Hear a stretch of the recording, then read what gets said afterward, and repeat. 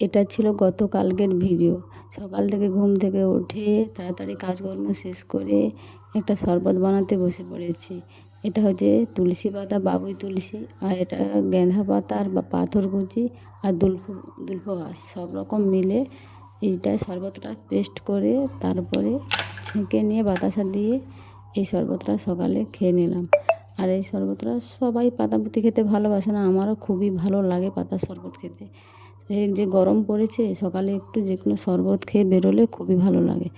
আজকে আর বাড়িতে নাই, বাপের বাড়িতে গিয়েছিলাম, ওখানে চুলের কাঁচি মারা হয়েছিল। ওদের বাড়িতে চুলটা আমি কাঁচি মারি মাঝে মাঝে, আর আজকেই আমি মেরেছিলাম চুলের কাজ।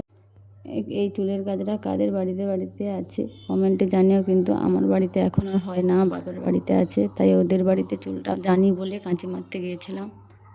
তাই আজকে দুপুরে কিছু রান্না আমি বাড়িতে করিনি, ওখানেই খাওয়া দাওয়া হয়েছিল, তাই ওখানেই আজকে দুপুরে খাওয়া দাওয়াটা শেষ করলাম। কাজ তো কাজ হয়, কাজের কোনো ছোট বড় নাই, যে কোনো কাজ শিখে রাখাটাই যথেষ্ট। তাই কে কি বললো ও কথায় কান না দিয়ে তোমার কাজ তুমি করো। কাজ যেটা পারো সেটা করছো, আমি যেটা পারি সেটাই করছি। আর আজকে যে গরম পড়েছে, প্রচুর পরিমাণে গরম লাগছে আজকে।